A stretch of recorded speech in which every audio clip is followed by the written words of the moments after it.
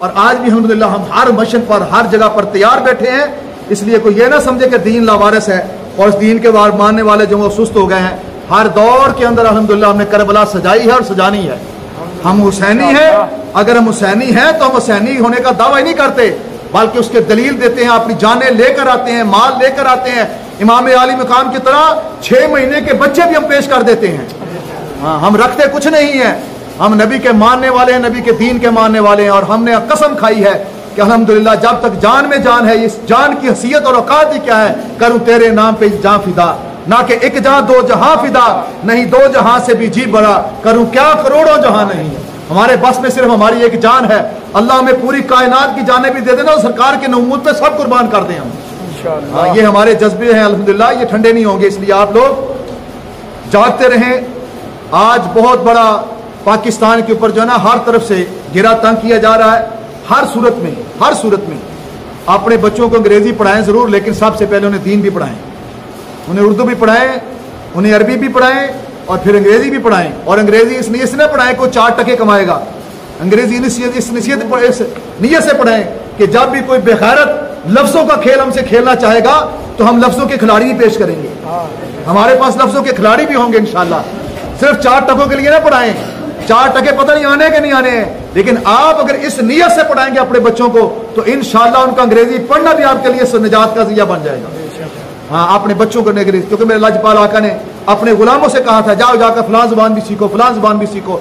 हम अंग्रेजी पढ़ाने के खिलाफ नहीं है, लेकिन अंग्रेजी पढ़ाने के पीछे जो तुमने नीयतें रखी हुई ना कि हमारा बेटा पढ़कर किसी दफ्तर के अंदर जनाब बहुत बड़ा अफसर लग जाएगा, अंग्रेज का गुलाम बन जाएगा, 4 टके कमाएगा, बाहर जाएगा और जाकर बड़ी दौलत कमाएगा, ये तुम्हारी नीयत बद है। इस नीयत को बदलो। इस नीयत को बदल कर ये कहो कि हम नबी के गुलाम हैं, हम नबी का कलमा पढ़ने वाले हैं। हमारे मुल्क के हुक्मरानों ने जहां हमारे साथ बाकी खेल खेले हैं तो ये लफ्जों के खेल भी खेल रहे हैं। अब ये अंग्रेजी के अंदर सारे कानून बनाते हैं और इसलिए बनाते हैं कि इन्होंने तालीमी मयार जुदा जुदा कर दिया है। आज से कुछ साल पहले एक तरह के स्कूल होते थे जहां अमीर का बच्चा भी पढ़ता था, गरीब का बच्चा भी पढ़ता था। लेकिन अब क्या होता है, अब गरीबों के बच्चे हाई लेवल स्कूलों में पढ़ते हैं, उन्हें वो किताबें पढ़ाई जाती हैं जो आप देखते भी नहीं हैं, और हमारे बच्चे उसी पुरानी नगर पर चल रहे हैं। वही कायदे, वही किताबें, वही बस्ते, वही माहौल। इसलिए कि वो जो बड़े बड़े लोगों के बड़े बड़े बच्चे जो फारग होते हैं तो वो कादियानी यहूदियों के मिशन पे निकले होते हैं। उन्हें वो तालीम दी जाती है, उन्हें वो ज़हन का बनाया जाता है और उन लोगों को असम्बलियों तक ले जाया जाता है और हमें नीचे सिर्फ मजदूरी के लिए, काम काज के लिए, इस्तेमाल करने के लिए रखा जाता है। तो इसलिए हमारे बच्चों को वो तालीम नहीं दी जाती जो वो अपने लोगों को देते हैं। इन्होंने तालीमी निज़ाम जुदा इसलिए किया है कि ये लफ्ज़ों के खेल भी हमारे साथ खेलें, ये लफ्ज़ों के जरिए भी हमें जेर करें और हमें कह सके कि तुम्हें क्या पता ये किस तरह का मामला है, तुमने तो ये पढ़ा ही नहीं है, तुम्हें तो इसका पता ही नहीं है। लेकिन ये बदबख्त ये नहीं जानते कि ये दीन वो गैरत वाला दीन है, मेरा रब वो गैरत वाला रब है कि ये फिरौन के घर में मूसा को पैदा कर सकता है।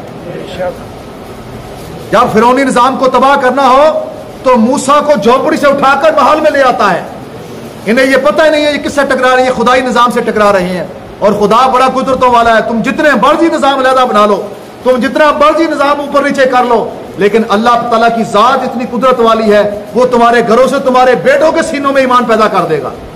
वो ही तुम्हारे सामने खड़े जो हो जाएंगे। जिस तरह अब्दुल्ला बिन अबई का बेटा था, उसने मदीने के बाहर एक गज़वा हुआ तो वहां पर साहबा साहब बैठे थे तो एक थोड़ा सा झगड़ा आपस में महाजर इंसार का हो गया।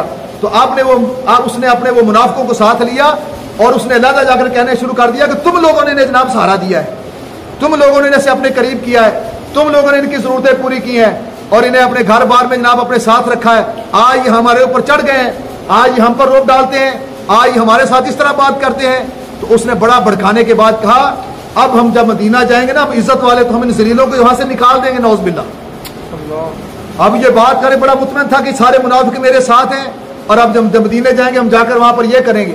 अभी मदीने के अंदर दाखिल नहीं हुए थे तो उसका बेटा जो था उसका नाम अब्दुल्ला था, वो नबी का सच्चा गुलाम बन चुका था। उसने तलवार निकाली और नंगी तलवार लेकर खड़ा हो गया। उसने कहा चलो अभी सारे मदीने दाखिल होते रहो। जब उसका अपना बाप आया ना, उसने कहा खड़ा हो जाए, खबरदार तू दाखिल नहीं हो सकता, मैं तेरी गर्दन उतार दूंगा। मैंने सुना तूने मेरे नबी के बारे में और मुसलमानों के बारे में यह बकवास की है। नंगी तलवार उसने अपने बाप की गर्दन पर रख दी थी। तो उस वक्त लोग भागे भागे सरकार की बारगाह में गए, या रसूल सल्लल्लाहु अलैहि वसल्लम अब्दुल्ला बिन अबई का बेटा अब्दुल्ला वो नंगी तलवार लेकर खड़ा है अपने बाप के अपनी गर्दन पर। अगर आपने उसे ना रोका तो अपने बाप की गर्दन यकीनन उतार देगा।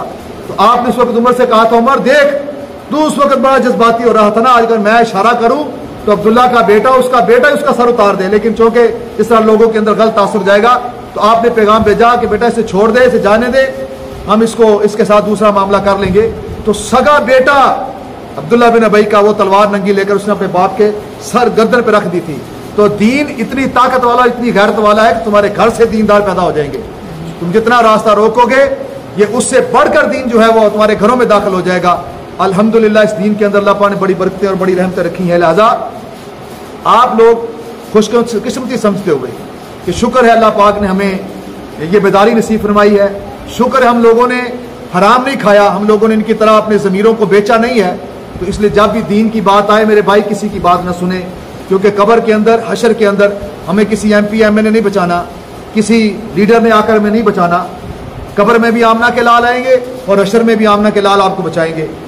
इतनी वफा ज़रूर नबी से करके जाओ कि कब्र में जाने के बाद वो कह सकें कि हाँ इसने मेरे लिए कम से कम एक नारा ही मार दिया था, इसने खत्म नबूवत के खिलाफ हाथ उठाकर ये कह दिया था लब्बैक या रसूलल्लाह, लब्बैक या रसूलल्लाह, या रसूलल्लाह मैं हाजिर हूँ, मैं हाजिर हूँ।